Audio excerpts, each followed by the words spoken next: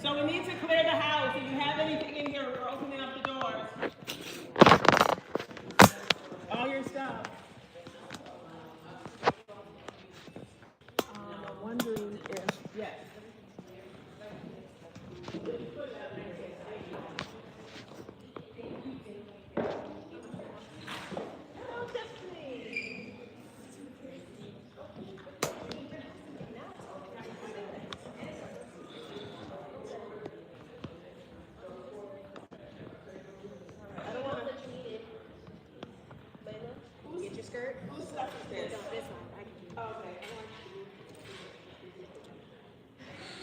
This should be fine. We can open once you.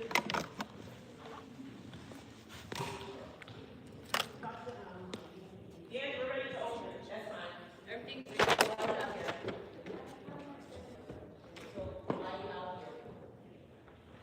Thank you.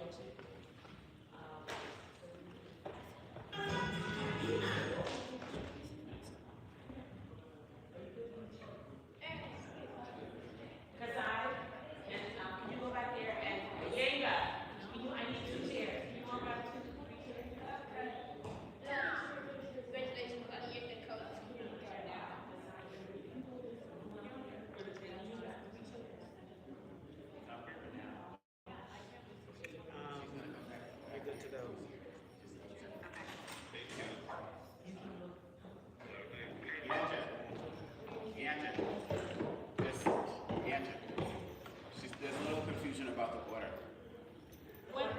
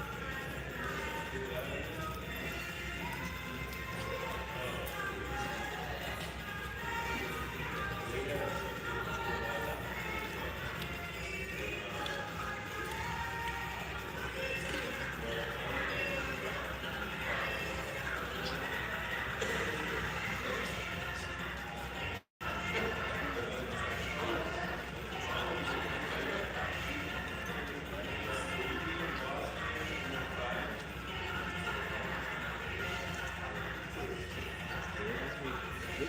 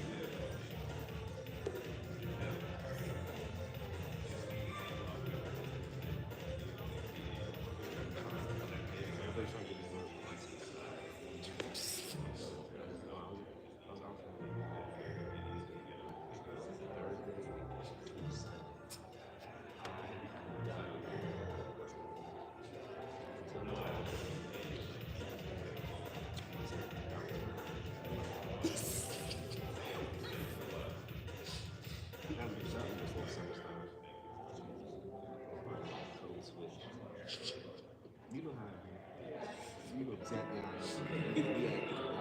We going we do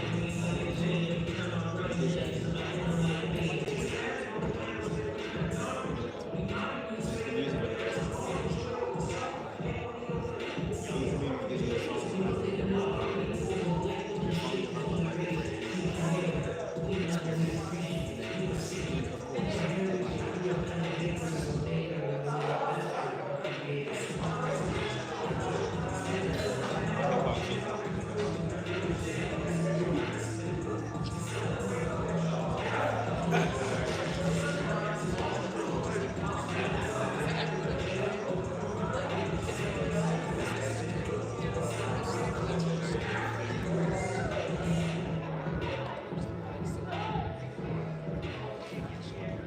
always just use it as a recharge, bro. That would be like my you're exposed to that part of the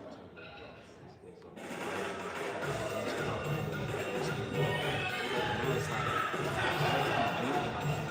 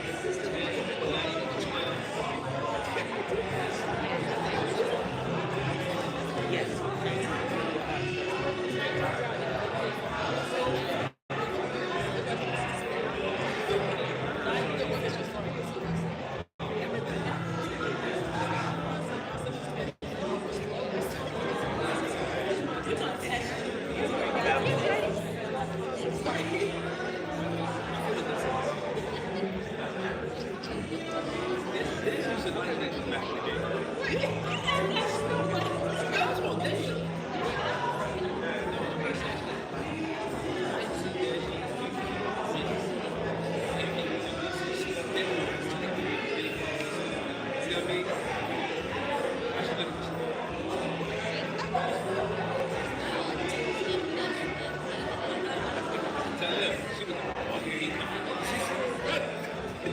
said,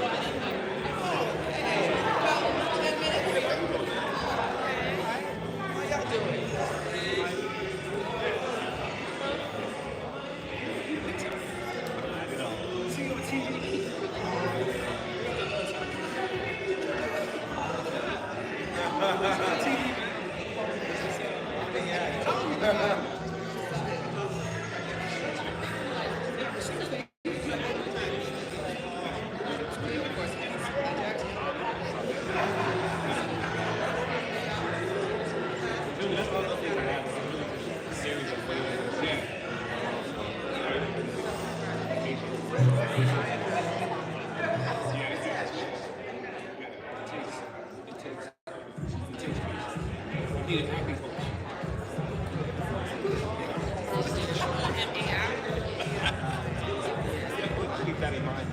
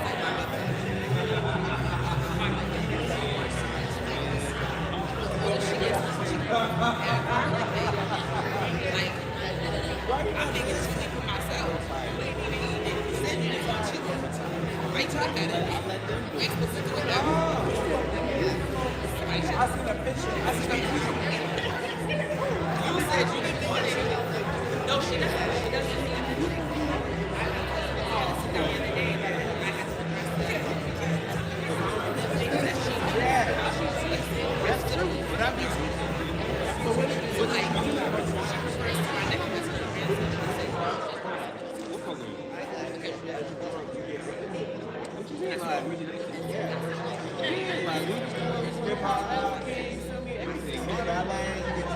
didn't do ballet in origination, but I did ballet.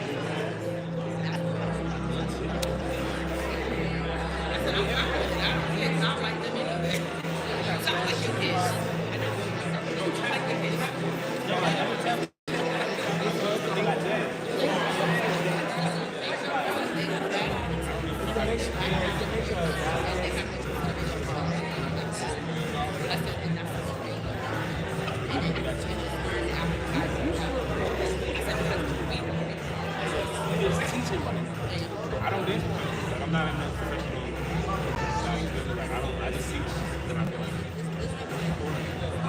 Nah, like cause I'm acting like full time. So. And it's like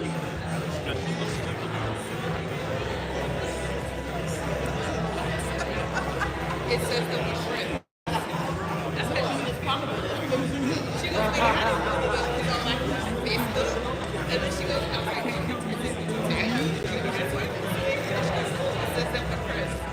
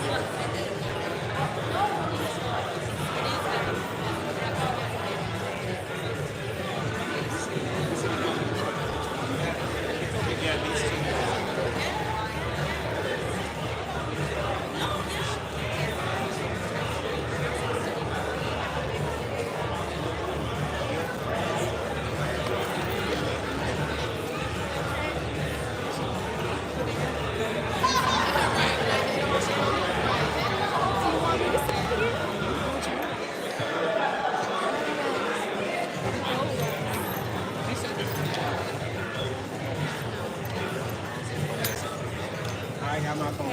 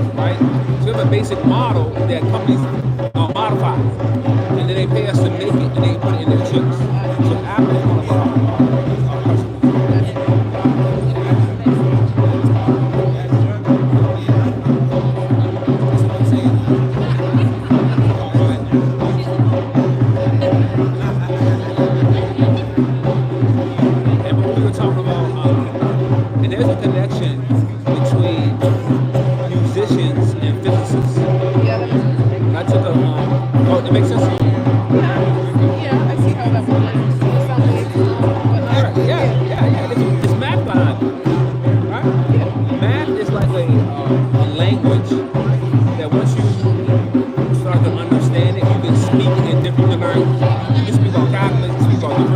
equations. You can speak about geometry, like all that stuff, right? What I found interesting about math, like way back in the day, they didn't have formulas. You know that, right? Yeah, just have to derive everything. Well, they used to solve problems by drawing pictures. You know what I mean? I found that very, very interesting. Very interesting. Like geometry is one of the oldest math disciplines.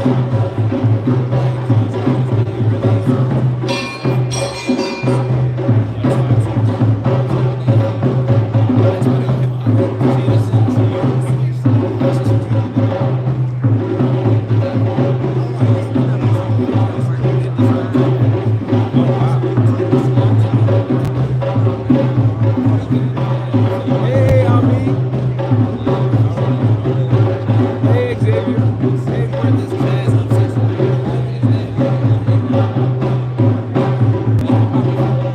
so what else do you do?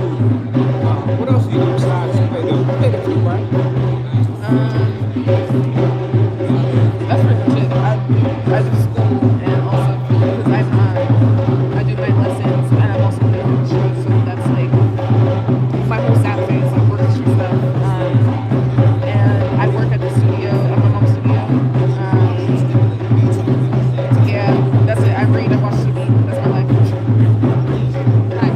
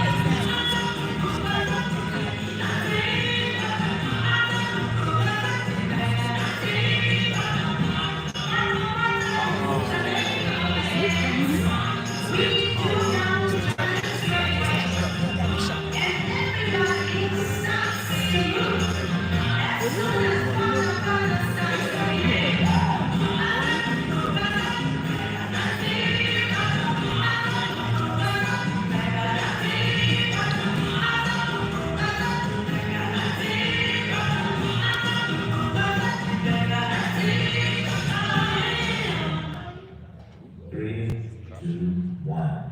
Dr. Ngolela Shabanalanga Adetuku makes the Kabongo peacefully transition on June 6, 2025 at 10 p.m. in Rosedale, Massachusetts, surrounded by her children and grandchildren at the home of her son, Kabongo Dibinga, and daughter-in-law, Mary Thomas Dibinga.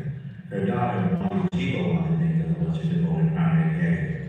Dr. Kabongo was born on January 14, 1942 in Utoto, the Kasai province of the Democratic Republic of the Congo, formerly known as Zaire, to Reverend Kabongo Dibinga and South San.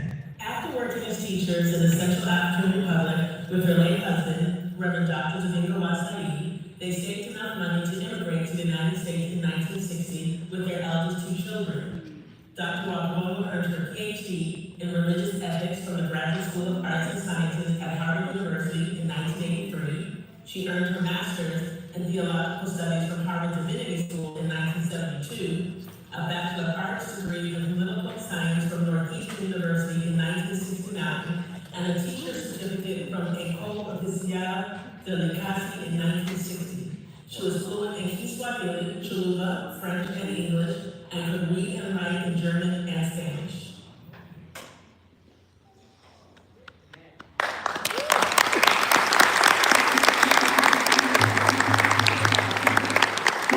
What's going on, Billy? How you doing? No, we gotta go back. You can't celebrate. Come on, y'all. How we doing? We're here to celebrate the life and the legacy of Dr. Ngolela Kabongo. Y'all make some noise for her.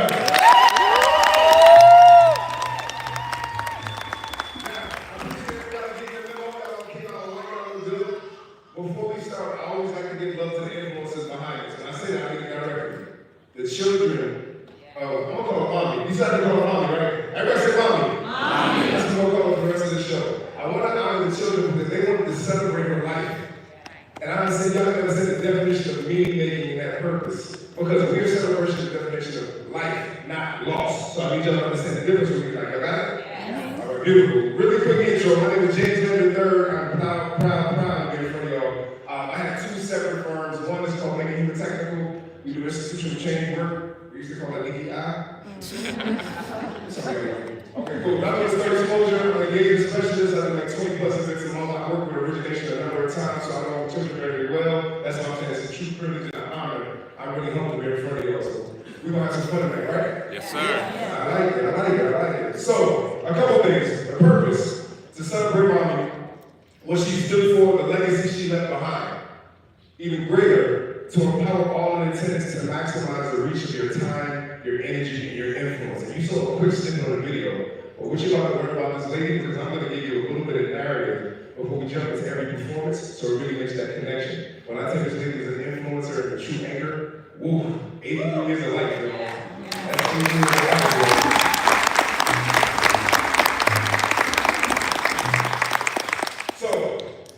I want y'all to understand the true extension of legacy, the true definition of it. The term says the long-lasting impact of particular events and actions that take place in a person's life. But I'm going to show you better than I can tell you. Here we go. Can I have anybody that stands, the direct children of mommy stand up, or immediate children stand up?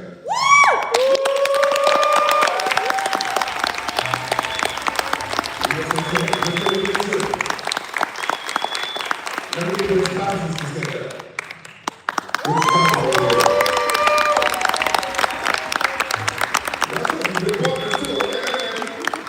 Let me get the grandchildren to stand up.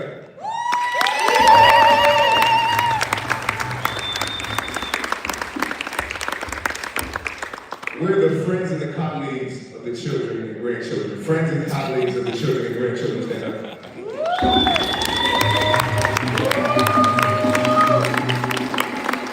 With the friends of mommy. The friends of mommy and the friends of father. Don't say that. So listen, I don't want to know. When we talk about the definition of legacy, none of y'all would be here right now if it was not for mommy herself. Whether you were directly associated with her or you're an attachment to one of her offspring, none of you would be here if it wasn't for this gorgeous woman. So I need y'all to understand what legacy and impact really means. When we say matriarchs and anchors, that's what we're talking about. You got me? Yeah. All right, take a seat. You're on the same page. Now, mommy's an ancestor now, and I'm not gonna lie to you, I used to look at ancestry as a little differently growing up. There used to be this stigma about it that had this negative connotation. Then I really understood that ancestry just means people that have gone ahead of us to create a pavement for us. Sometimes they give us courage. The definition of courage is risk and vulnerability. So when we say ancestors, we have ancestors that are individuals to us that give us that same courage. I want you to think of that ancestor right now. If you're going to show me, I do this all the time. Because we're going to bring that courage of that person in here with you. So the person that either amplified you, saw you who you are, and loved you authentically, or just empowers you with a certain level of courage. I want y'all all to think of your ancestor. When I count to 3, I'm going to have you yell your ancestor's name out. If you say that name with any timidness because of the person next to you, you're not bringing it into the space properly. So on the count of 3, I want you to yell that ancestor's name out. You got me? Say it with your chest. I almost cursed. Say it with your chest. 1, 2, 3. We got a community, y'all. We got a community. Someone come up with commitments. Hey, silence your phone. This ain't your event. This is Molly's event. Silence your phone right now. Something like a flip phone. You still can do it. The term, I hate talking at people. I like having a conversation with folks. So when I say love shot, I need y'all to understand that's our definition of going back and forth. Y'all got it? What's the term for that? Call and response. I say love shot. One more time, love shot. Love shot. All right, cool. And last one. Pay it forward, please. Origination arts is the definition of the tag. That's the tag on Instagram. If you take a picture or video, please make sure you tag it. That's how you continue to show love forward. We're going to play a quick game. First off, the agenda. We have a number of culturally rich performances.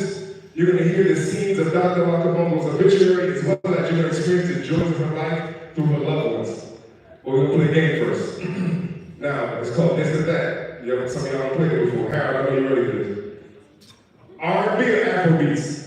R&B. I said what you said. R&B or Afrobeat? R&B. We got some R&B people. Okay, Auntie. I'll see the window. I'll see. Oh, yeah, short. Everybody say window. Short. Here we go. Oh, okay. Salt beef spinach or smothered pork chops? Smothered pork chops. Oh, we don't go right into it.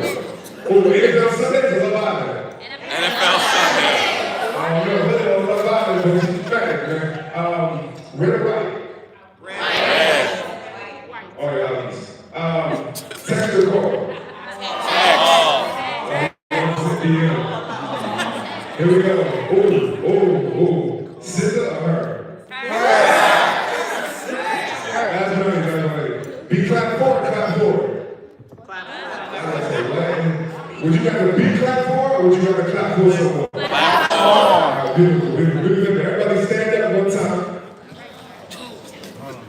What you're about to experience, I ask that you please assume your best respectful position. You're going to witness now the African anthem called God Bless Africa. This is being performed by Mom, Pops, as well as Mr. Dibinga, none other than the African national anthem.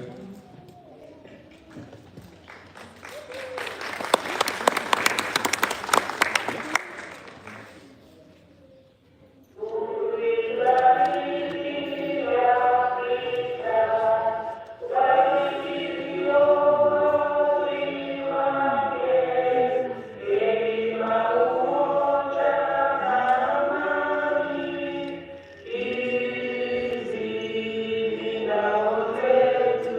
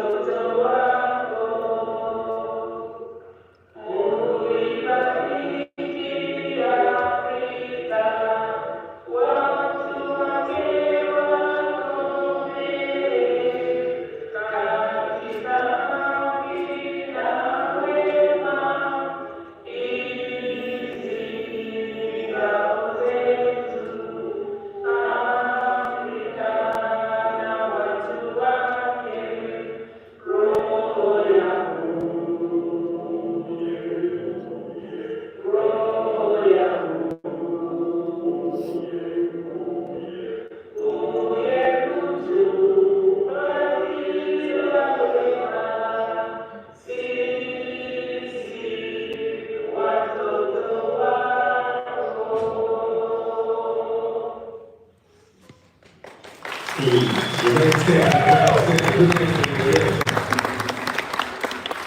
This next individual, Doctor in Microbiology, she won the William A. Hilton Award for forcing innovation and courage within the field of microbiology. She's the leader of the African Initiative Group, decorator, author, and mommy sister. Y'all help me bring together Dr. Musa Kabongo, please.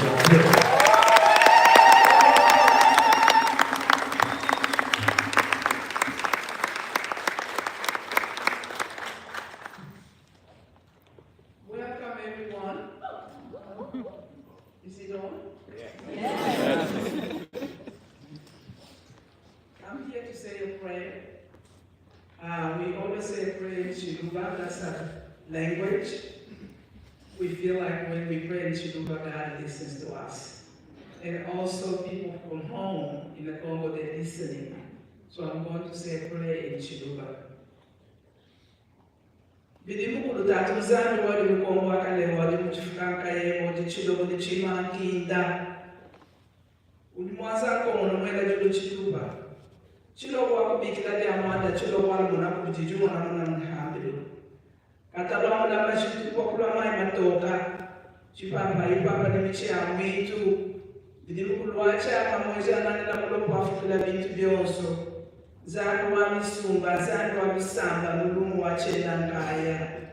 Niba katanji shikili wa mtana kwela sisi ya kosha. Chilo mkachimbalu ishi mwaza kono, mvula wa mdimbi, kola wa kudiba, midimulu wa baka mbetu.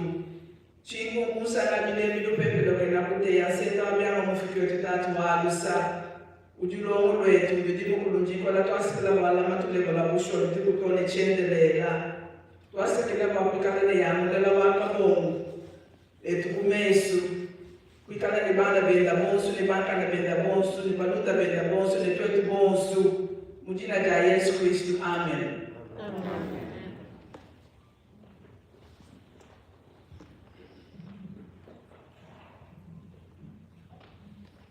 You may be seated. So we better jump right into the festivities, all right?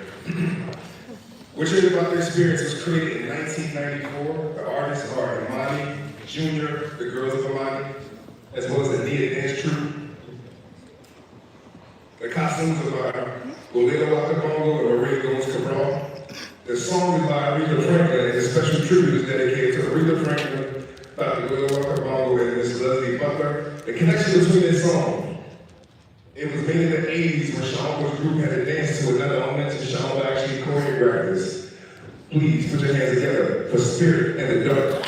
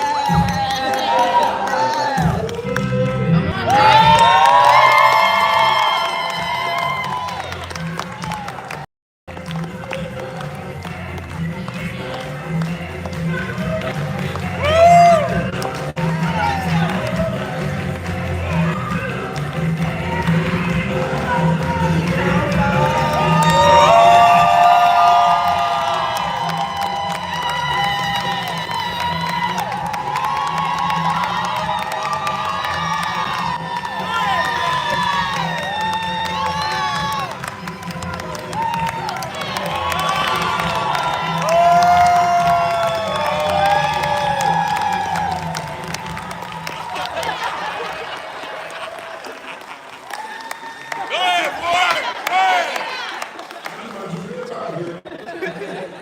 Y'all make some noise one time. Let's go ahead.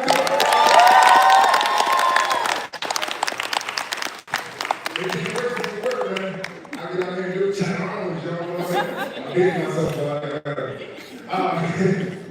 so, next up, this individual, Commodore Punter, in 1988 started taking Taekwondo. He said he took Taekwondo because he read a lot of comic books, but also he had to be able to protect himself from Roxbury. Was Roxbury really that back then? I don't know New Jersey, so I know they got Bobby Brown and check this out though, at the age of 67, Mommy began practicing Taekwondo. She actually has her own bow staff. She also practiced Tai Chi. That lady, she knows some things. So, what you're going to see right now, Saeed, Punter's son and him are going to be doing a Taekwondo performance that Mommy also participated in.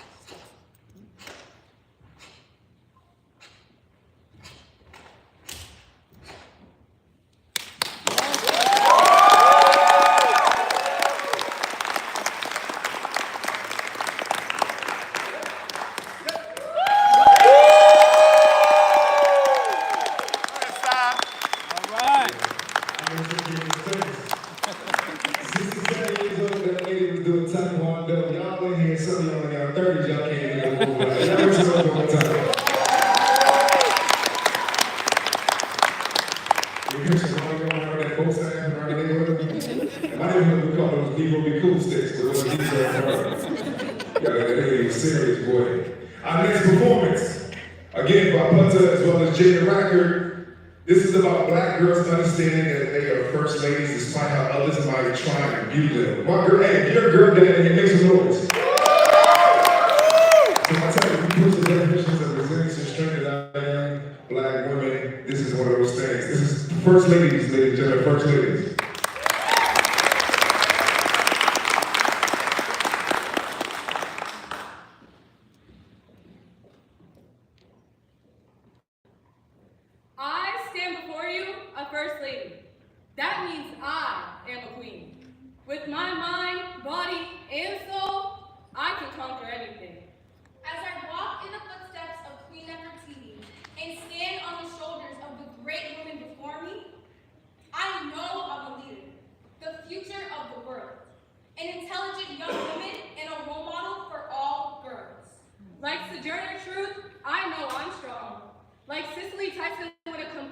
So smooth. Like our First Lady Michelle Obama believing all children and families need to move. See, I know I'm the greatest. When I was created, they broke the mold. Dr. Maya Angelou, Sojourner Truth, and Dr. Ngolela Dibinga is what my future holds. I'm a black girl who rocks. I set my standards high. Having pride in my stride is the reason I still rise. My voice is also powerful. My ancestors built this nation. Like Venus and Serena Williams, my sisters are my motivation. I am tough beyond means, more goals than you can imagine. And once I make my dreams come true, at my inauguration, you will be standing. A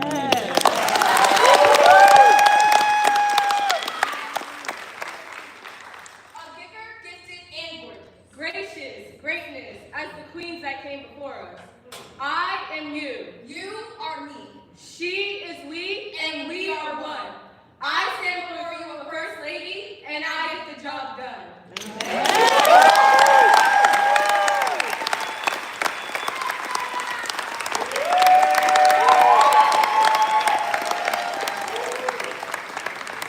One more time for First Lady. And forgive me, that was coming to do it with Layla as well as Jada. Sorry about that. Also, that was written by Shaka Dibinga, that poem. Time. So, next up, we have an amazing fashion show. Let me tell you a little bit more about this fashion show, though. A is, excuse me, which you're right. As a young adult, first off, just so you know, mommy on Miss Congo. Yeah. So check out, not that she was Miss Congo, but she was walking around with that bump stack, so you know this is the big thing. The fashion show is actually going to demonstrate her actual clothes, also clothes inspired by her granddaughter. Anyone wearing something has a personal connection with mommy. Her love for fashion lives on through those who inspire her today. Her granddaughter, again, Shawn Severa, is inspired by her grandmother. Ladies and gentlemen, this fashion show is called Big Two Fashion.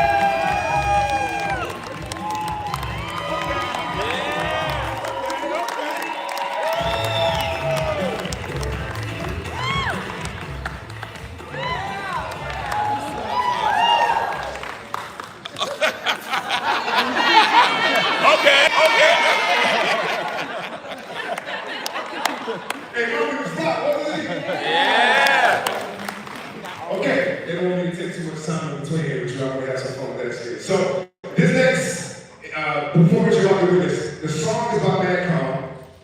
It was choreographed by Omékongo Dibinga. The artists are Ngolela, Michaela, Zuri, Shama Subida, Samara, Tiana Lavelle, Delani, Jada, and Amani. It's about a boy late to meet a girl for a date. Mommy loved it because it was fun, and the combination of movements made her entertained. This is modern and African, y'all. Begging.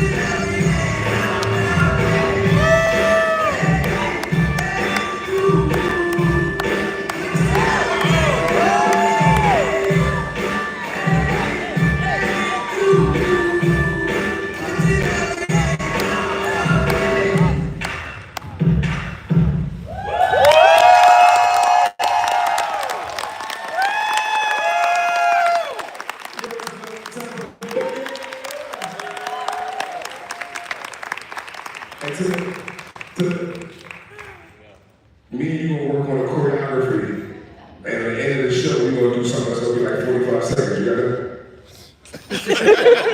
I need you to come backstage, man. It's not an option. This next individual comes to the stage. She is the second born of Mommy and Mrs. Dibinga. She ain't go by herself. The first daughter, she's a graduate of UPenn, as well as from a business school at Boston University. She is an AKA, my fault.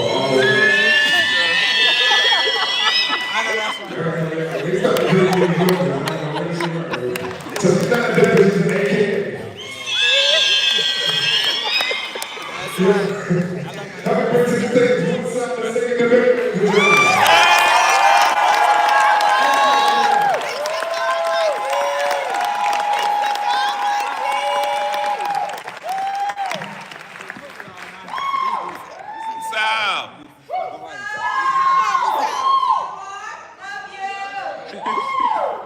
Good afternoon. One of my mother's favorite phrases was "for the record." So for the record, I am Omékongo Dibinga. I am the second oldest child of the late Ngolela Kabongo and the Reverend Dr. Dibinga. I was named after my maternal grandmother, and I was the last of the children born in the Congo. I know who I am.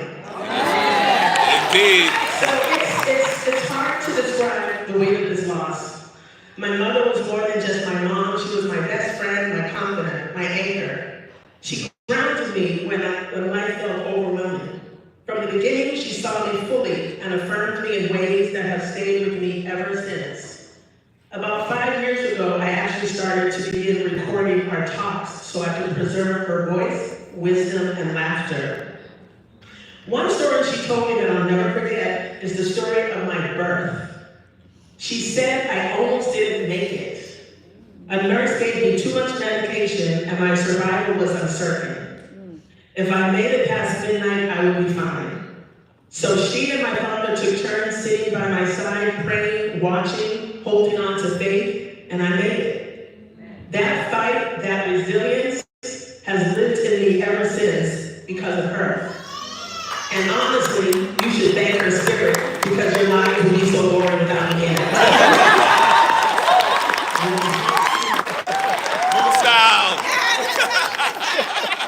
My mother was a visionary. She introduced me to the concept of colorism when I was about 7 or 8 years old.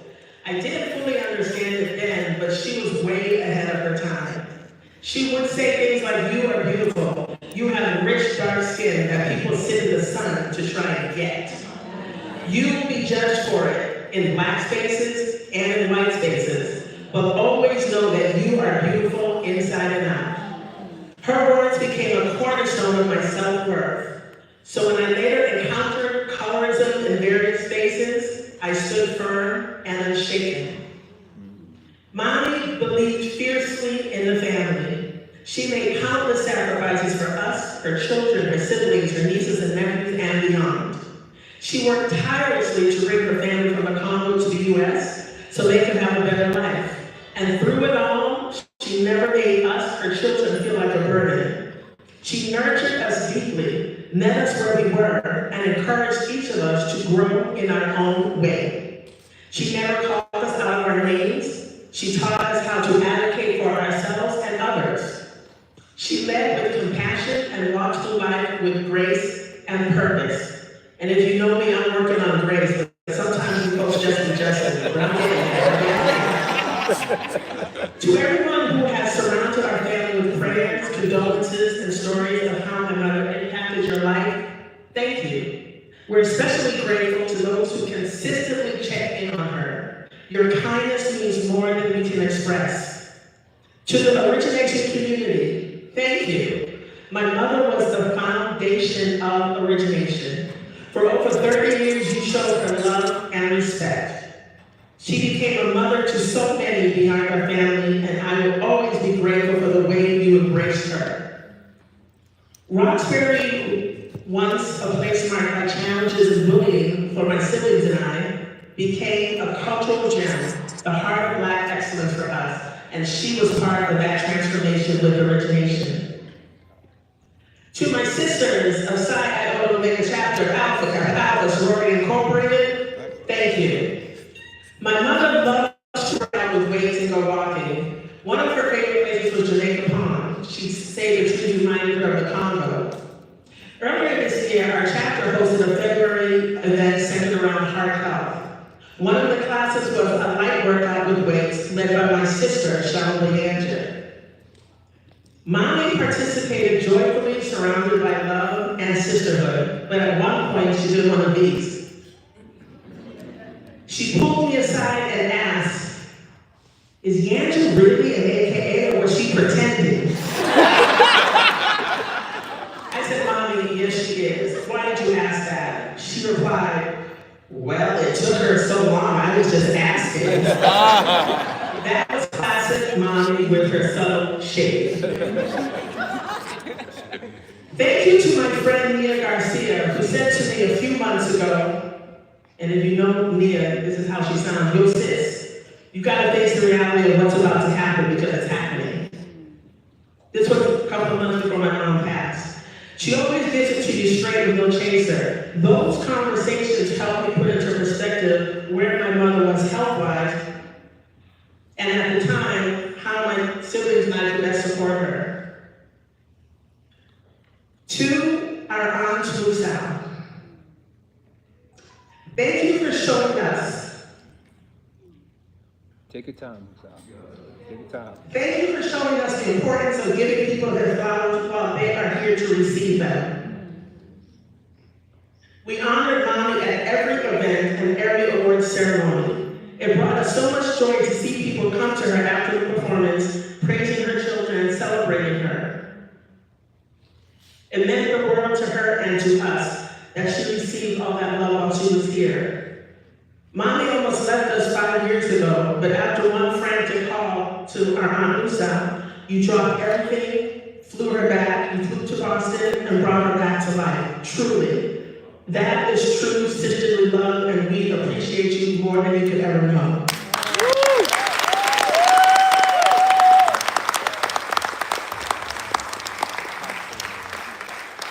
To my siblings, none of us imagined we'd reach a point in life where neither of our parents would be physically with us, but here we are. We grew up during tough times, first in Cambridge, and then on the H Block in Roxbury. Child. Watching our parents travel back and forth to the Congo in the fight for our people's liberation. We stayed behind and supported each other through the school system to make sure that we all graduated. We didn't even know we were quote unquote poor. We just followed their example and kept it moving.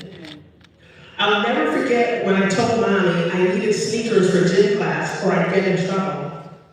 She calmly said, right before gym class, me one in the bathroom and switch shoes. You wear her sneakers, she wears your shoes. When gym's over, switch back. We wore different sizes, but we made it work. We didn't question it, we just did it. Mommy never made us feel like we lacked anything. She didn't raise us to chase material things. It was always about family. She never complained. She just kept going, always saying, "You'll be fine. You'll be fine." And we were. She raised us as the young kings and queens that we were meant to be. We knew her transition was near 3 weeks before she passed, but even before that, we made sure she had everything she needed. If something wasn't available, we got a group chat, we got it for her the next day. When a doctor said it would take weeks to get a wheelchair, we bought one without his help. Same with the electric bed. As we got older, we made a promise to ensure both our parents transitioned peacefully and with dignity. And they did, in the homes of their children, surrounded by love. There were no arguments. We just came together, followed whoever stepped up to lead, and made it happen. That's how we were raised. That's who we are. We are Dibingas and Kabongos. We are built differently. Our mentality is that we're soldiers, fighting for what's right and getting the job done, especially when it came to our parents. Our bond as siblings is unlike any other. Woven through years of shared experiences, love, and resilience. Now we step into our eldership, that bond becomes even more sacred, guiding us as we carry forward the legacy of our parents. Our final journey will be to bring Mommy's ashes back to the Congo, to Mujimani and Omékongo. Now I find myself trying to imagine but the truth is, she's still here. In everything we do, in everything we believe, and in all that she poured into us. I miss her deeply, but we honor her by how we live, love, and lead. To all of you here today and those present in spirit, thank you for walking with us through the season of grief. Thank you for loving her with us. She knew she was protected, admired, and deeply, deeply loved.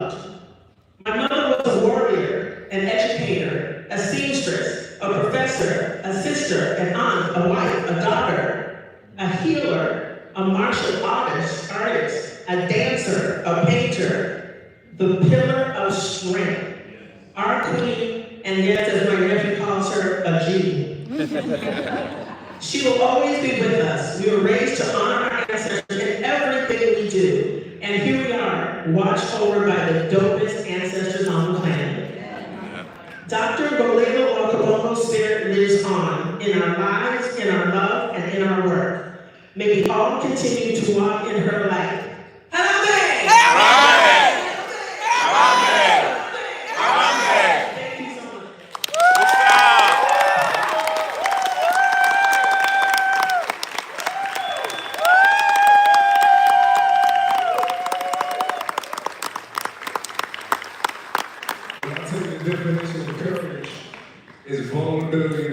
Vulnerability and risk. That's the definition of it. One time.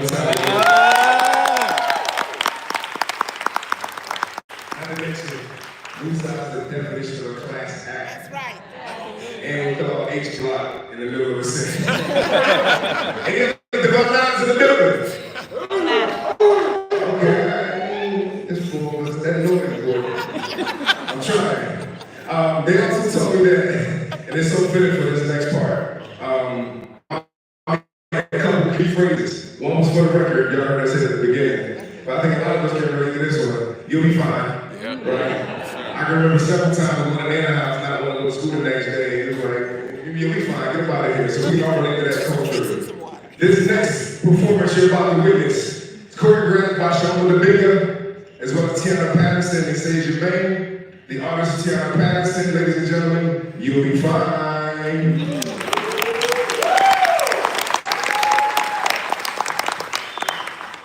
We fall down, but we get up.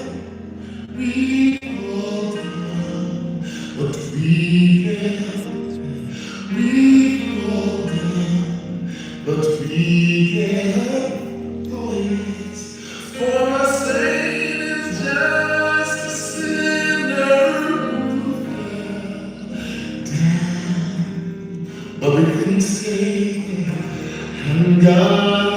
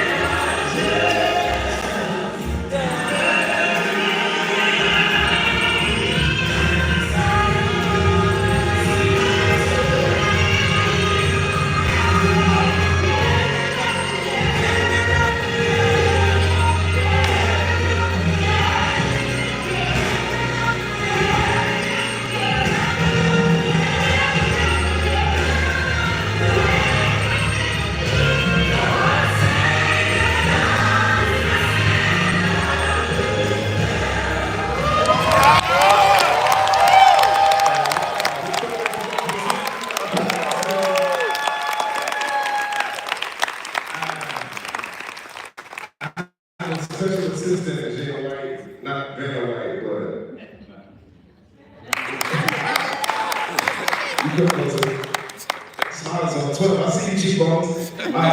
So, just now, and we talk about the definition of patriarchs and matriarchs and our anchors. City Council President Eulogy just dropped off this first tribute from the City Council. And again, like, we talk about identifying our ancestors and showing the fact that the impact that they made throughout. Oftentimes it gets neglected from folks who might be considered the dominant groups. It's often celebrated by us. But to see this correlation happen at different levels is beautiful. Additionally, Liz Miranda, by the State Senate, offered a 50 citation. I think that's a good way to show confidence. That's how all our ancestors in this place. Thank you so very much, man. See, I'm serious. I see you backstage. You're supposed to practice. I was just back there. You're right.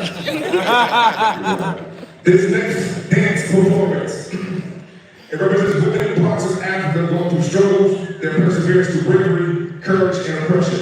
Choreographed by Marley. At the time of the Congo, I want to give you a visual. What was going on when they were born into the Belgian Congo deep into colonization until 1960? President Lumumba took over but was assassinated by the CIA. This again with Mr. Dibinga in the Congo. The dictator took over and Mr. Dibinga refused to work for him. The Dibinga spoke up against his dictatorship and were forced out of the country via the pain of death. I need you to understand that. He ain't said you'll get fired. He was the pain of death. Additionally, there were two siblings, Saeed and Musa, and pictures is all true story. Mr. Dibinga had to run through a field, ducking bullets based on their pushback against his dictator, got on a plane and got out of the Congo and came to the States. The reason why I bring that significance, as a people, we don't want to risk our conveniences for certain things, but you have people risking their lives for the definition of pushing back on a person. So we talk about making folks, I'm trying to tell the purpose of it. Without any further ado, y'all make some noise for purpose.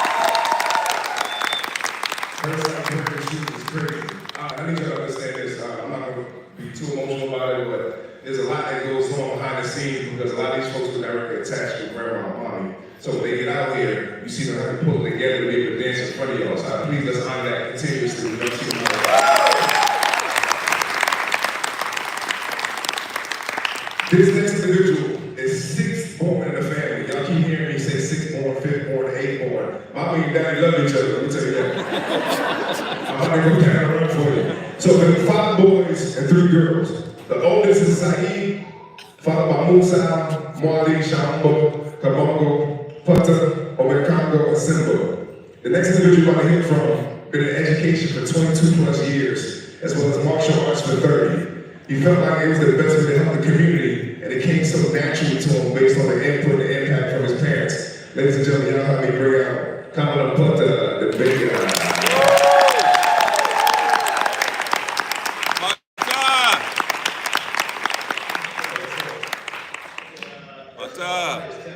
My parents were actually, word on the street, they were arranged to marry other people. And they're like, no, we're gonna go young people, we don't go. Okay, so first order of business, my sister came out here and she said, Harambe. Harambe. Harambe. Harambe. That's how my dad used to do it, but my mother's theme song was Kwanzaa. You guys ready, Karen? Get ready. 1, 2, 3. Kwanzaa, Kwanzaa, Kwanzaa. Everybody, Kwanzaa. Kwanzaa. Okay, it's very important. But first thing I want to say, I'm glad all of you are here. My kids asked me at school and at home, you teachers, but kids, you understand, asked me one day, what does success mean? And I said, do you think you're a successful person? And I said, yes, all my siblings are. I thought about it, I told them that it means constantly finding yourself amongst incredible and extraordinary people and wondering how you became so blessed to be part of that group. So I feel very successful looking at all of our friends here. So whether it was Harambe or Kwanzaa, my parents always had something to say. Always. Harambe was my dad's word. It means to pull together and unite. It's actually my mom's name. It means someone who unifies people. At least that's what she told me. My mom's word was Kwanzaa. Anytime someone graduated, got a house, got married, got a grades, got a job, she would say, we have to do Kwanzaa. She said have to. She said we have to do it. We had to dance with it too, kind of like the African electric slide. But so I asked her what it meant, and she said it was about when you made it and other people thought you wouldn't.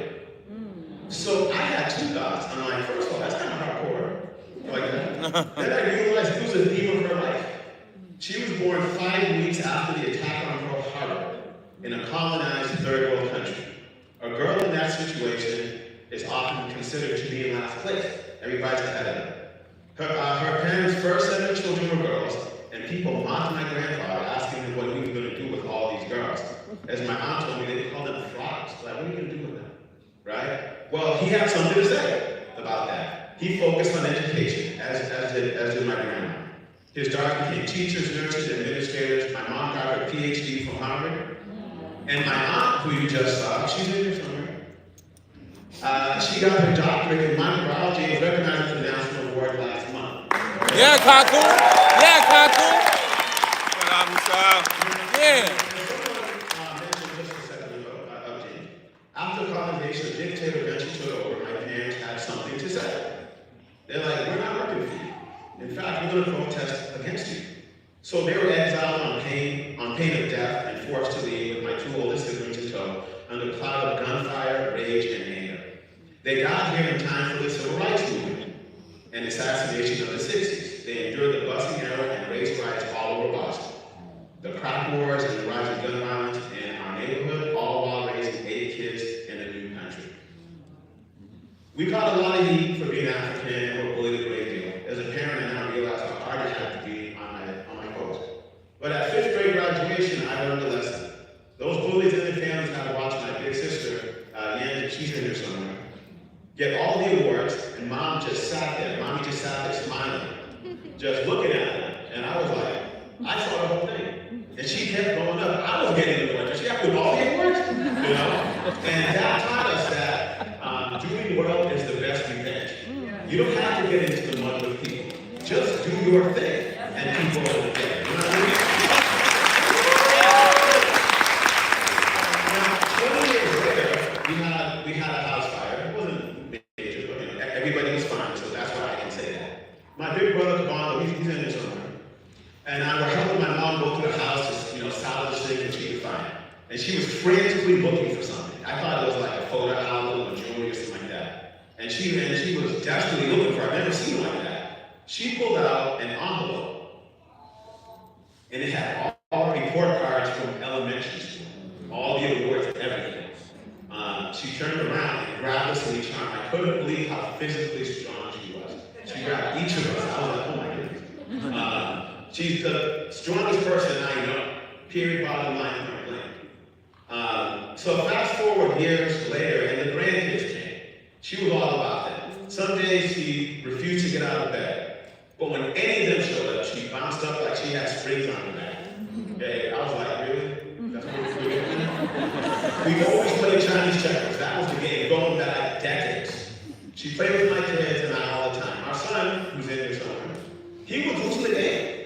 I already won the game. And she kept moving her pieces back and forth until he finished. So he came in second out of 3. Blatant and cheating. Right? And I'm looking at that and I'm like, okay, Mom, you won't get out of bed unless you do, but you jump out when they're here. And now you do this. I just asked her straight up, do you let the grandkids more than you love us? Classic. She's turned around, she said, maybe.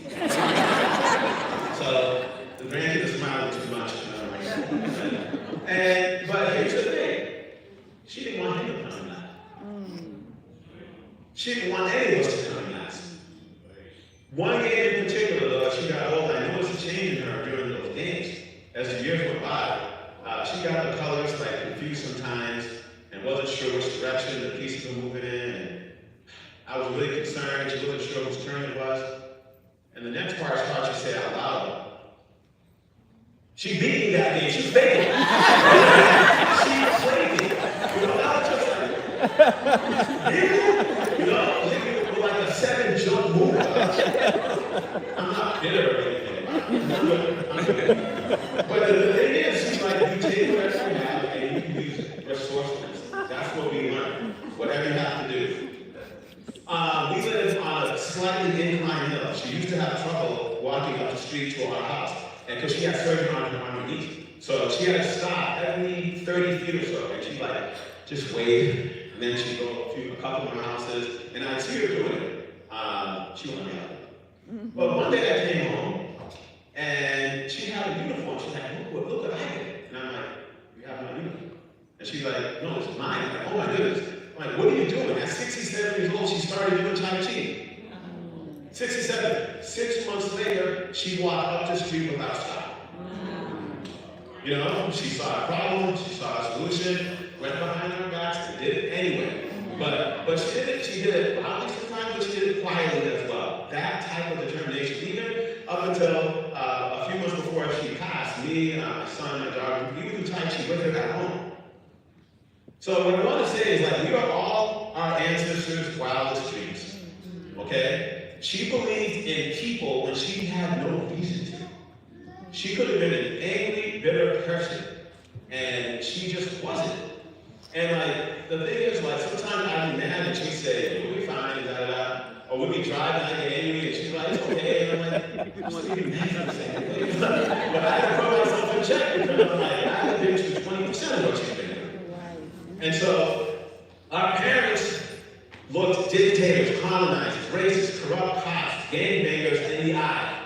Planted themselves like a tree. They said, no, you move. Yes.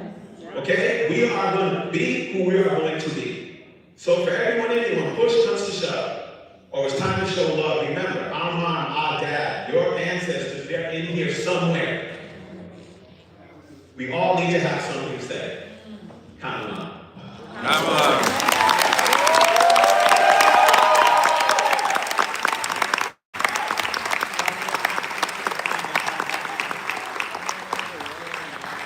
He was here, y'all know, that some of the younger brother things, he had to wield his own out, but he did it for Moose out. Y'all was confused.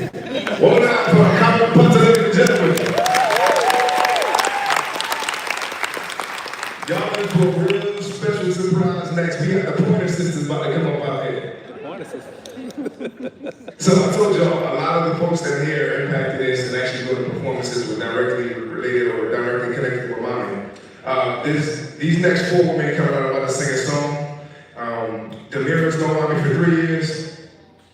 Musakula is known about me for 25. Najee is known for 35. Miss Lynette is known for 35. Am I Asian people? No. We be like, we're not talking. They're singing a song by Donnie McKirkland. I mean, love gospel. And they're here to pay her tribute. Y'all make some noise for the Life and Legacy Singers.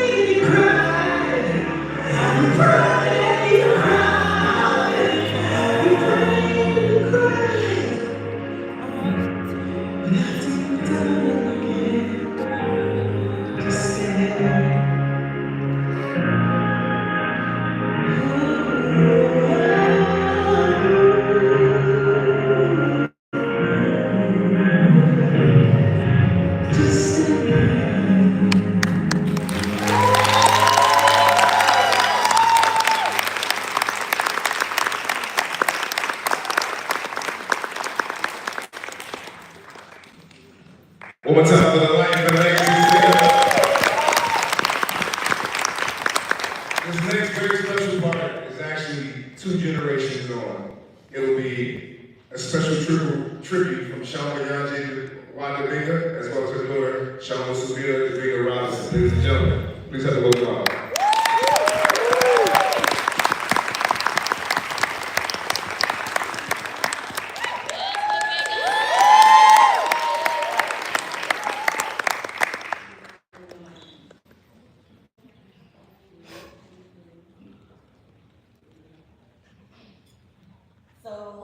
Great afternoon, everyone. Afternoon.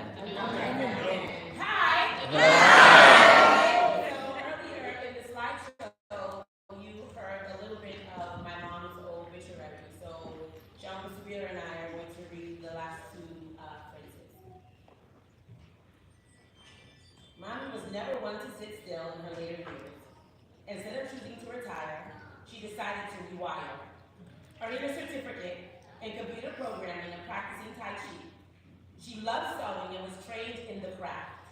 She sewed thousands of costumes for the family-run nonprofit Performing Arts Institution, Origination Cultural Arts Center, where she taught Kiswahili and African culture and history, and served as the center's first receptionist, against my will. Which was one of the ways she became a mother and grandmother figure to so many people. Dr. Ngolela Wakabongo is survived by recipients Kabongo Wakabongo, Dr. Musa Wakabongo, Lonji Wakabongo, and Kabongo Wakabongo, as well as her children and their significant others. Sa'i Nikki Giovanni, Omékongo Dibinga, Musa Masenga Mochidogo Dibinga, Wani Bijinga Dibinga, Sean Leandro Masana Dibinga, Tyler Robertson, Kabongo Dibinga, and Childa Ilke, Kamaratoka Balwele Dibinga, and Mary Thomas Dibinga, Dr. Omékongo Dibinga, and Janelle Dibinga. Her legacy is continued by her 12 grandchildren. Talib Baraka Dibinga Robinson, Ngolela Safi Omékongo, Sean Musubira Ngolela Dibinga Robinson, Missouri Ngolela Rose Dibinga, and Take your time, take your time. Take your time. You got it, you got it. You got it.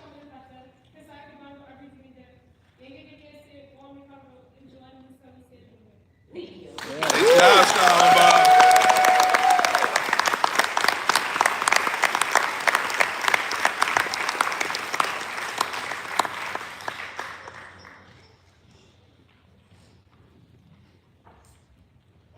This next piece is a libation, which is the definition of recognizing ancestors through different ceremonial activities. They're going to be bringing water out, and they're going to be doing something that connects the communal piece of it. Please bring out Shamba and come up with the name.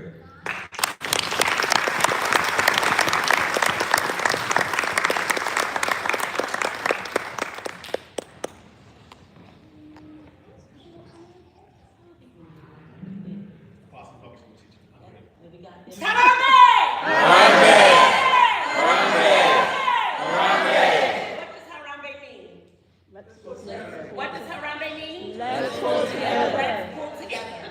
And so in our family, we grew up and were raised with Kwanzaa principles and celebrated Kwanzaa every year. And Mommy was the queen of Kwanzaa.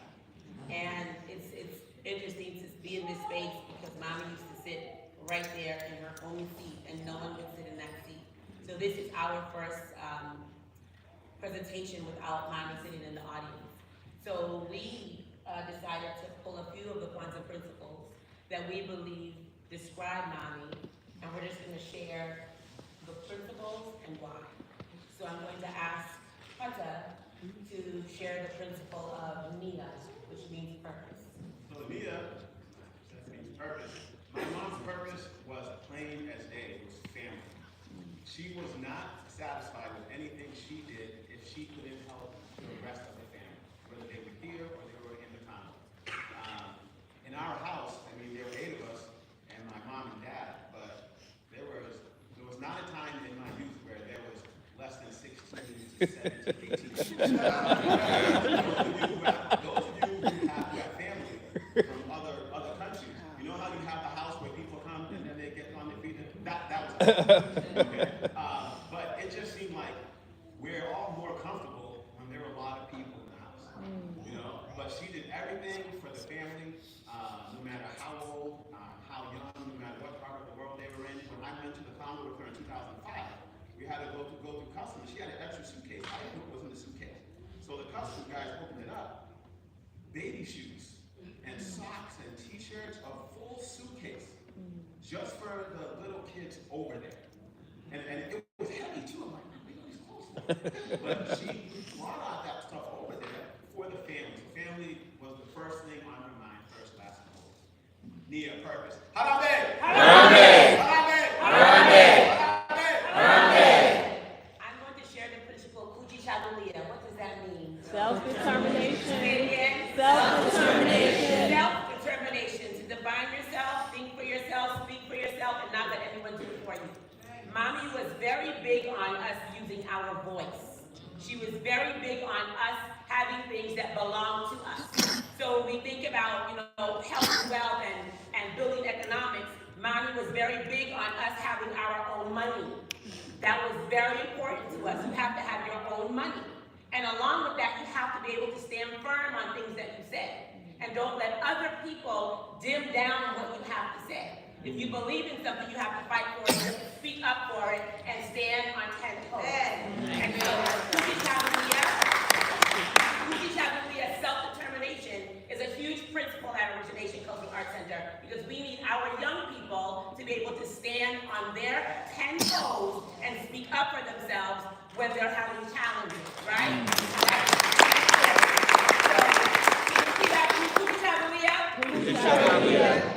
That was really dry. Self-determination. Self-determination.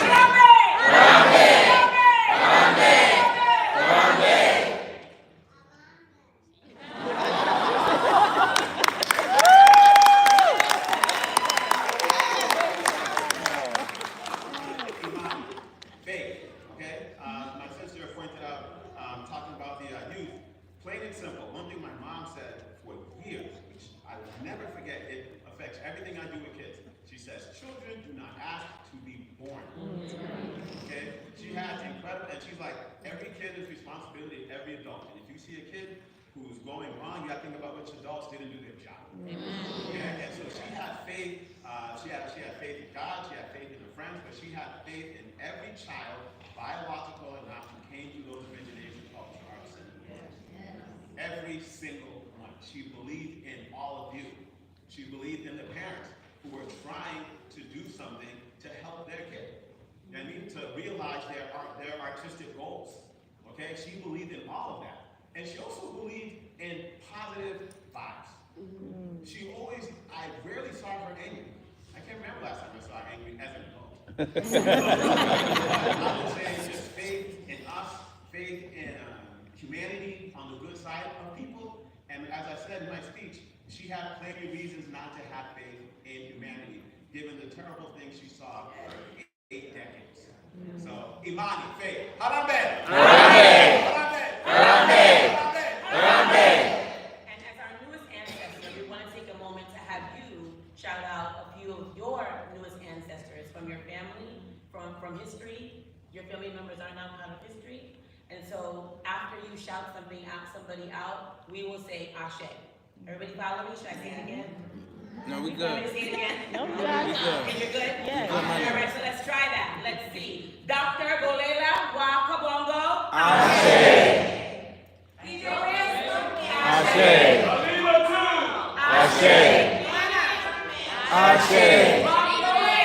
Ashe. Elijah Boston. Ashe. Sharon Jones. Ashe. Ashe.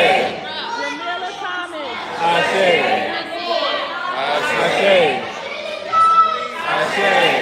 Benita Bird. Ashe. Ashe.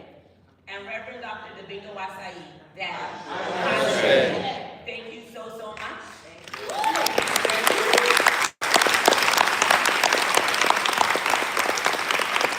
Before we exit the stage, James, can I borrow that mic for a second, please? Thank you.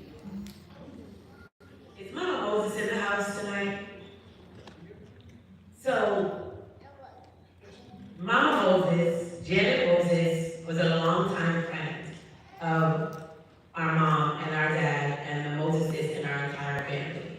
So I'm gonna actually walk the mic down to you to give you a moment to just share a brief word with respect to that. Is that okay?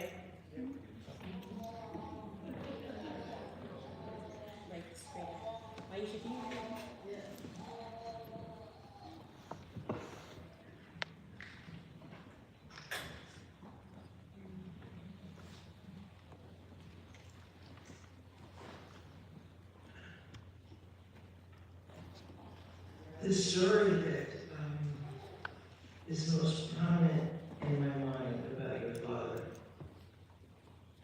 was, this must have been, what, 1980 or so? He was teaching at Harvard.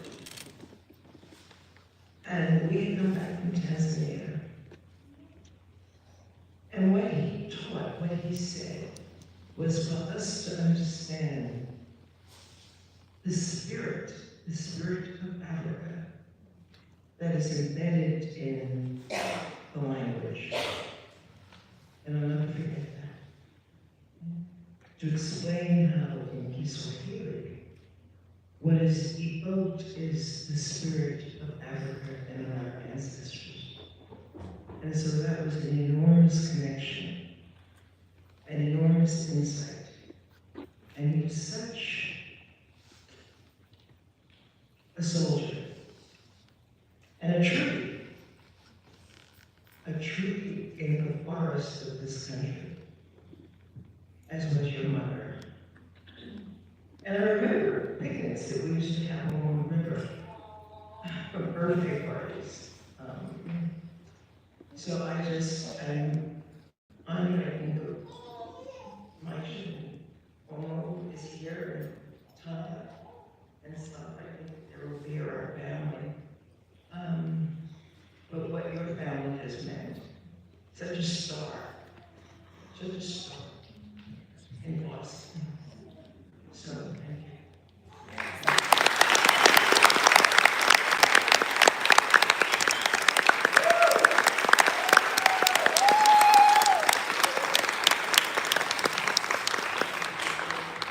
I would love to bring out James back to the stage. Can we give James a huge round of applause? Big James! James, can you give a round of applause? Just say no round. Now, James. Harambe! Your chest. Your chest. Chest. Come on, James. Come on, Big James! Harambe! Harambe! Return. Harambe! Harambe!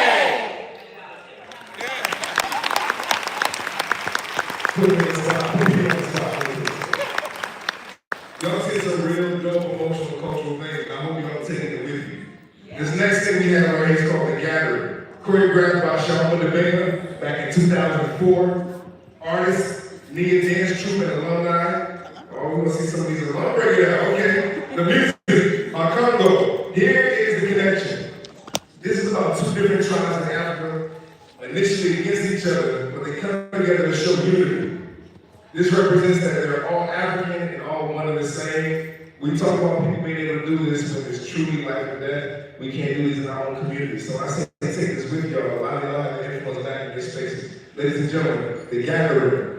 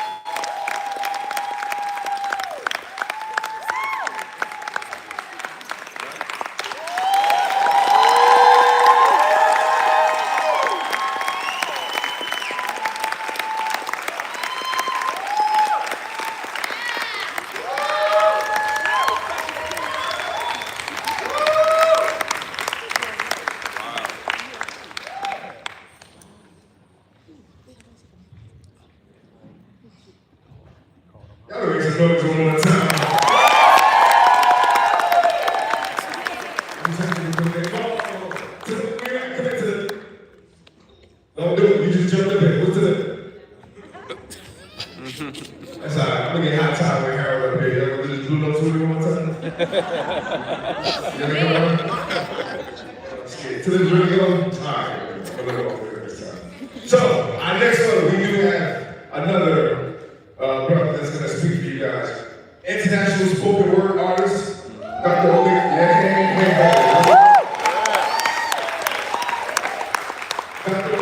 Dibinga, second born, professor at American University, doctor from University of Maryland in 2015, the founder and CEO of UPstander International, author of the bestseller Lives About Black People, as well as he's a contributor on the Roland Martin Show, as well as the Clay King Show. Dr. Omékongo Dibinga.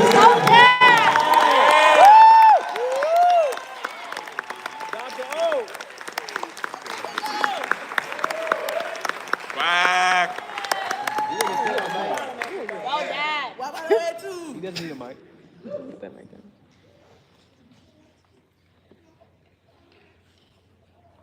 Good afternoon. Good afternoon. I don't think I need this mic. Yeah, he don't need that mic. Don't need that mic.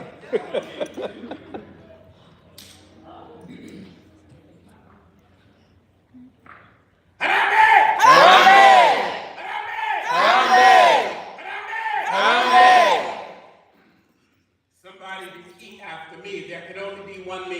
There can only be one me. Sorry, talking about your life. Let's try it again. There can only be one me. There can only be one me. There was no me before me. There was no me before me. There will be no me after me. There will be no me after me. Since I'm the only me. And since I'm the only me, The world will see. that the world will see, I will be the best me. I will be the best me that I can be. that I can be For eternity. for eternity. Give yourselves a round of applause. Woo!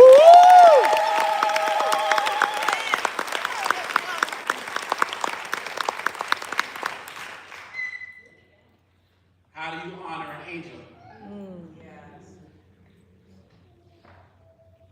Somebody who before going home was an angel in the present.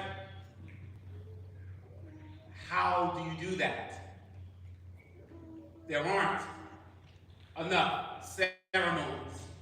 There are not enough events. There are not enough tears. And for an international speaker like myself, there are not enough words. And so as I thought about today, and the message that I was going to bring today, that I think that Mommy would want us to bring today, is 3 words. Don't waste it. Don't waste it. Don't waste this thing we call life. That Mommy would say every day is an amazing life. I am a fan of acronyms and the work that I do, and I think about this word life. And to me, it stands for living fully every day. Mommy was here, as she's up there, she'd be asking you, are you living it fully every day? This is a question that only you know the answer to.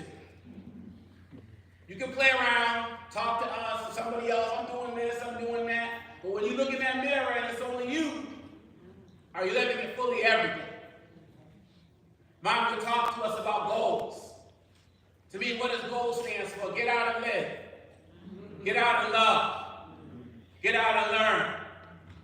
Get out and listen. Are we listening? Are we listening to what our ancestors are telling us?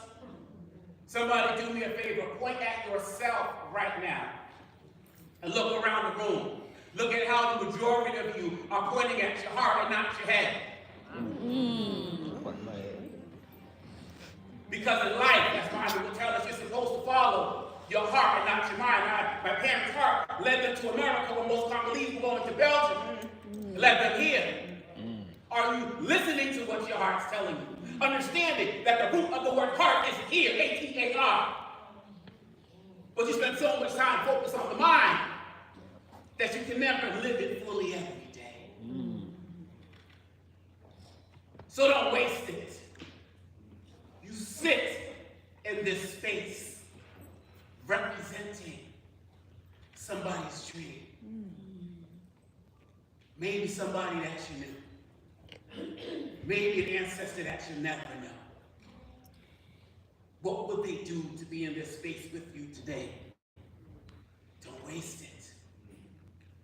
When you go forward in your life every single day, living in the heart, not in the mind, you are living mommy spirit every single day.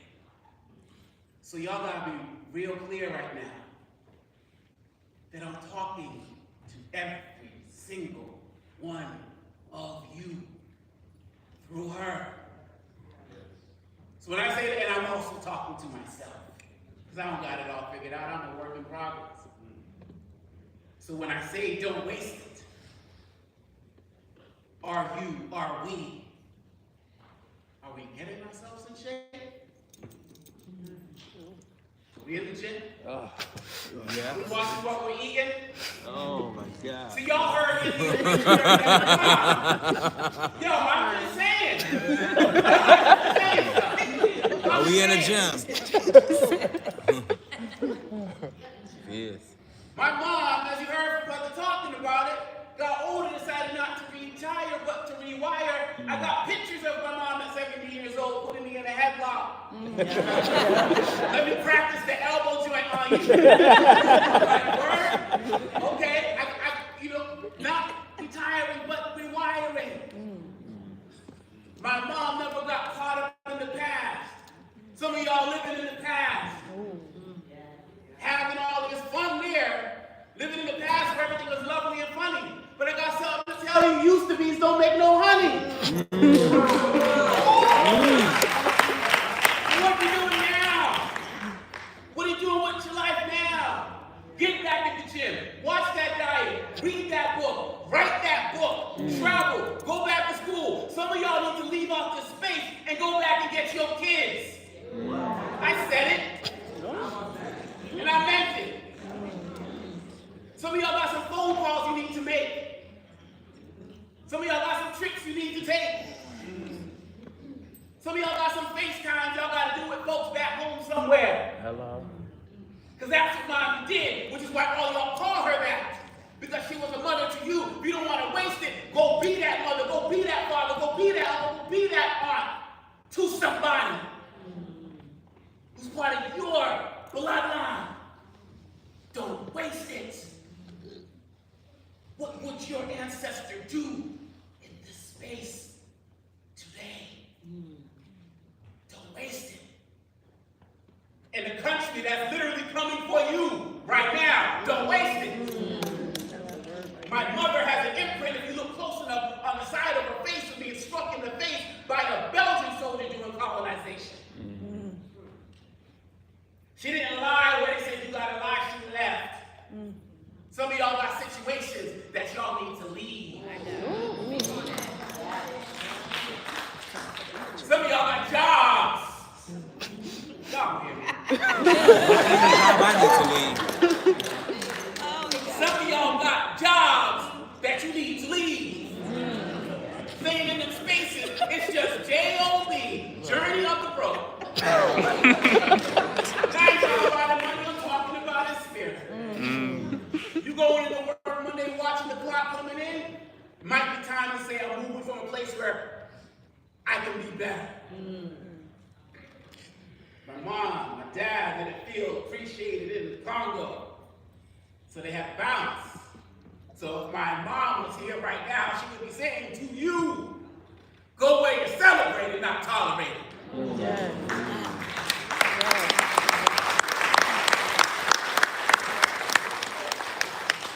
Don't waste it. In my book, Grow Towards Your Greatness, GROW is an acronym. The G in GROW stands for give. Everybody say give. Give. Say it like you mean it. Give. Give. They say that service is the rent that we pay for the space we occupy on this planet. And some of us are behind on our service. Mommy's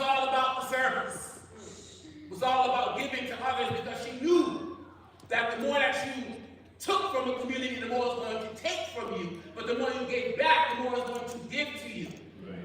Two people who came here, the refugees, came back in the space that we gave back. Look where we are now.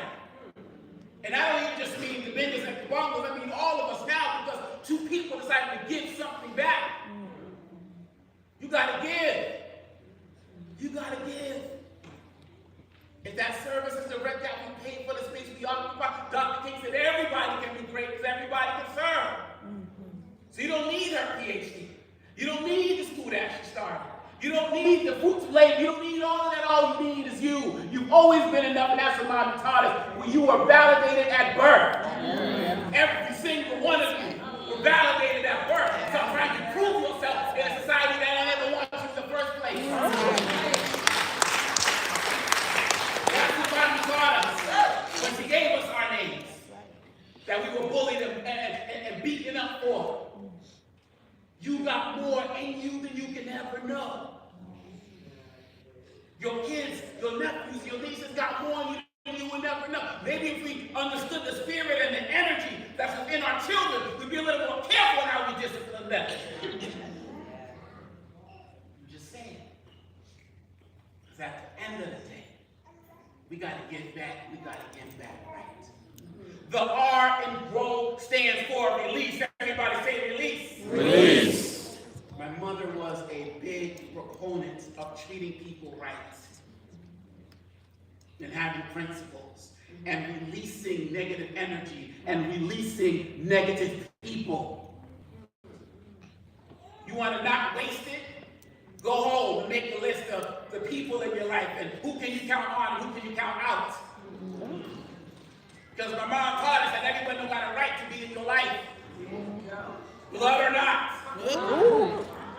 Real talk. And when my mom talked about treating people right, she didn't say it this way, but I'm saying it this way. She talked about the importance of being humble. And it reminded me of a saying that somebody said, be careful of how you treat, this I thought it was profound. She said, be careful of how you treat people on the way up, because you might see them on the way back. So it didn't matter if they were a homeless person. It didn't matter if they were a PhD. It didn't matter if they were a president. Everybody needed the same humanity. So you have to release that out into the world. You got to learn to practice the concept of forgiveness. Now, my mom, she ain't forget stuff. But she will forgive stuff. She ain't forget. But you got to learn to forgive so that you can move forward. Understanding that your car has a bigger windshield and a smaller rearview mirror, so you spend more time looking forward and less time looking back. You got to release that. My mom had to release that in order to be her best and forget the rest. So you got to learn to let that go so that you can grow. Some of the people who hurt you ain't even alive no more. Or they're somewhere right now not even thinking about you, getting ready to go to the club. You ain't on their mind. Put you on your mind. Put yourself first and you can never come in second. Release that.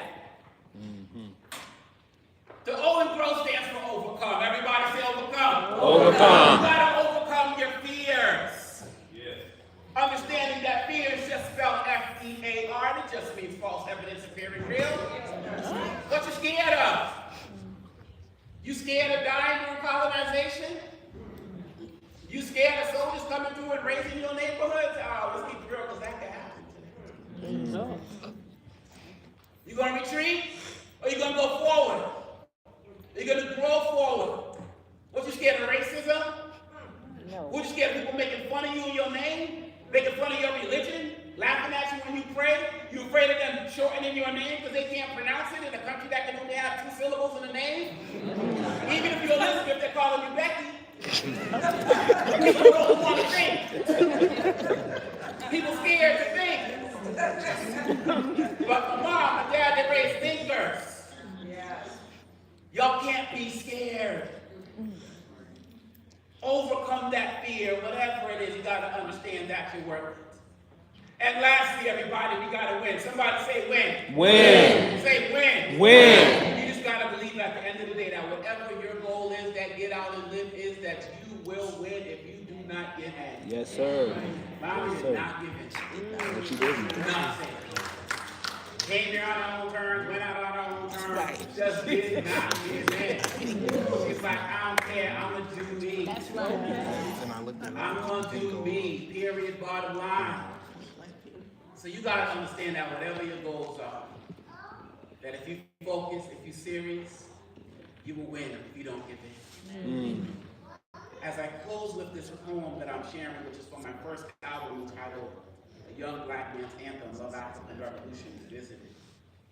It's a poem entitled Appreciation. It's also from my books, Dedication to Her, Limbs of My Poetree. A friend of mine said to me 2 days ago that when we're going through all of our sadness, when we lose somebody, when we go through our anger and our depression and our frustration and we go through all the stages, she said something that was very profound. She said that grief is the price that we paid for love. Grief is the price that we paid for love. You can't grieve people that you don't love. So that's why we celebrate today, because she was loved. And lastly, my mom had hope for a better day. Do you have hope? Because if you have hope, you tie it back to service. Because hope stands for helping one person every day. My mom did that. She lived that. My mom sometimes would help 1,000 people every day. So as we leave here, let's give ourselves permission to be great. Yes, sir. Let's give ourselves permission to live life on our own terms. Let's give ourselves permission to understand that if life is a movie, we are not only the director and the writer, but we are the supporting cast and the lead star. Give yourself that permission. In fact, can you repeat with me one more time? Can we try this one more time? Somebody repeat after me. Today I give myself permission. Today I give myself permission to live life on my own mission. to live my life by my own mission. I will live life by my own rules. I will live life by my own rules. And no longer listen to liars, haters, and fools. And no longer listen to liars, haters, and I fools. will take control of my own destiny. I will take control of my own destiny. And let no one get the best of me. And let no one get the best of me. For if it is meant to be, For it is meant to be. it is up to me. It is up to me. This poem is entitled Appreciation, and it goes like this. I love you because you love me. You helped me find myself. Helped me realize who I am. You did everything in your power to help me be a real man. Once I realized you were mine and I was yours, I realized our love combined could knock down any doors. You were there for me when no one else would be. And you have been for me when no one else could be. When the chips were down, you picked me up and sacrificed, and I will never give up. Now, many of y'all may think I'm speaking of a girlfriend, a wife, or another lover, but I'm telling you now to save the drama, because I ain't talking about no one else but my mama. You see, Mama, you saved me in this world of the unsaved. You taught me how to be proud and when to have shame. The love that comes from you emanates like sunlight. And since I've been loving you all these years, it's so much easier to love the other queen in my life. You see, I can love my woman because she's a reflection of you. So I realized if I call her out of her name, I'm calling you out of your name too. You taught me to be proud of my blackness and my masculinity. But you also said that since every man has an ounce of femininity, that my black womanhood should come from the blood of Nefertiti. So for putting me on this earth and making me feel worth, I owe you all that I have to give. And I will continue giving back to you. I said I will continue giving back to you as long as I live, because I love you.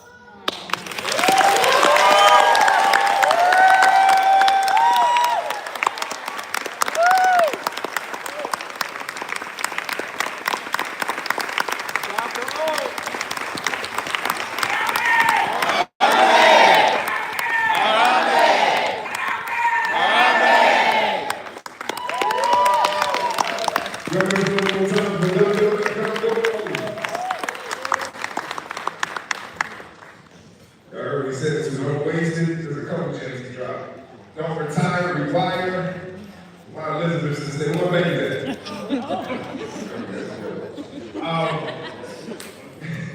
At this time, the same way we started this by identifying the children, the grandchildren, and so forth. Obviously, the students in the back, those that are dancing in the back, they need to take part. Y'all know the grandkids be spoiled, so they said we want our moment too. So before I get the grandkids in the back, can I have the immediate children of Mr. and Mrs. Dibinga come out, please? That was backstage.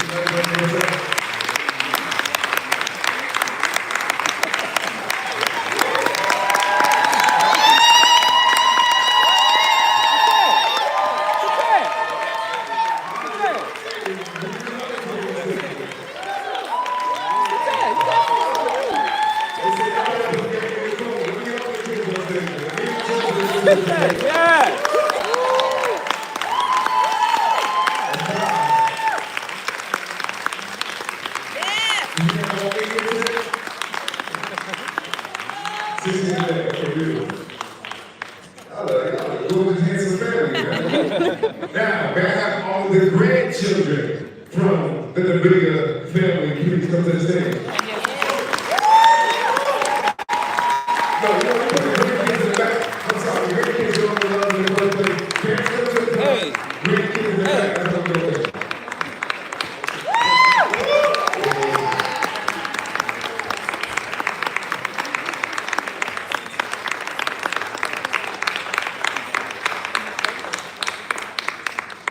May I also have the cousins of the Dibinga family come to the stage, please? Come on, cousin.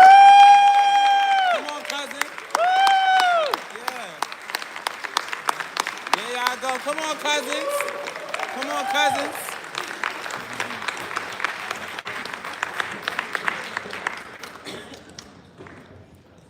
Y'all said y'all was deep. Y'all getting jumped. I can't see nobody coming this way. We got common sense. Now, before I actually pass the mic over to Sean to close this out, I just want to say I am truly humbled and gracious to know many of you. I've seen a lot of you all perform. It has been a true honor to watch your family and the way you thrive and to hear what you all overcome. Because y'all, to me, represent the symbol of inclusivity right here, right now. I want to say to you all, there's been a lot of learning and trials and tribulations out going on, especially as you reach adulthood. All y'all can, I'm sure a lot of y'all can manifest the same. I leave you with one mantra. Please continue to make decisions today that you will be proud of 5 years from now. Mr. Dibinga, come here, please. Sean. Where's Sean?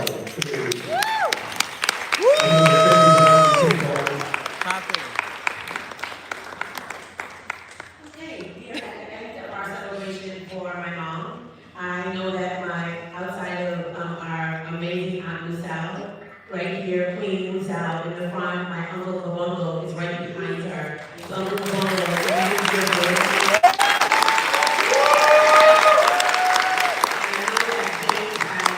our family stand up. We have a lot of family in the building and in this space right here. He mentioned a lot of people earlier, but one group of people I wanted to also make sure I recognize were some of our alumni that flew in today from different spaces.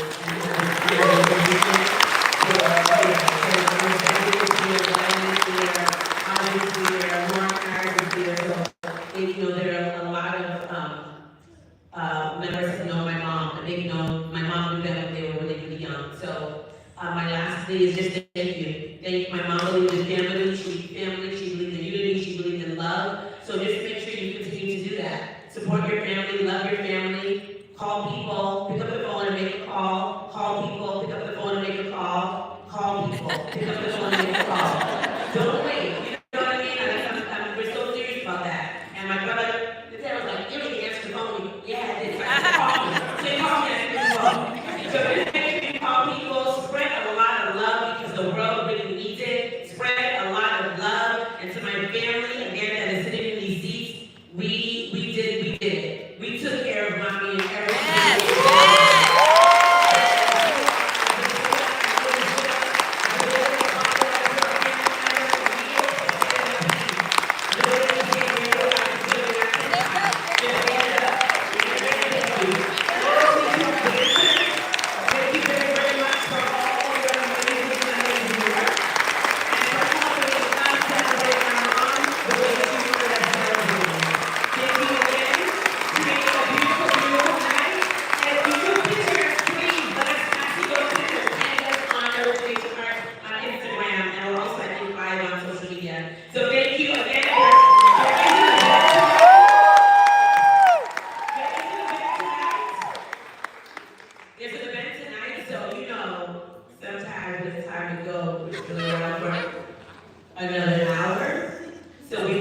sure that our stage manager, Destiny, doesn't have to come out with a little cane. You know, Nelson will start turning everything off. We want to make sure we're following protocol. So thank you very, very much lastly to Sonia, Alicia, Destiny, Shamari, Rick, the whole crew.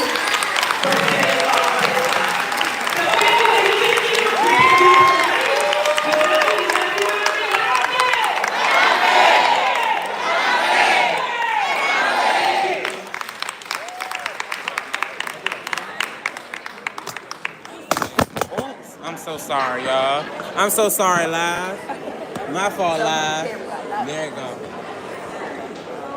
You think it's messed up? There it go. There it go. It's good. Yeah, so what did you do? Like, at like 30 minutes. This is your best. Yeah, I think so. You want to turn it on? I don't know. Wait.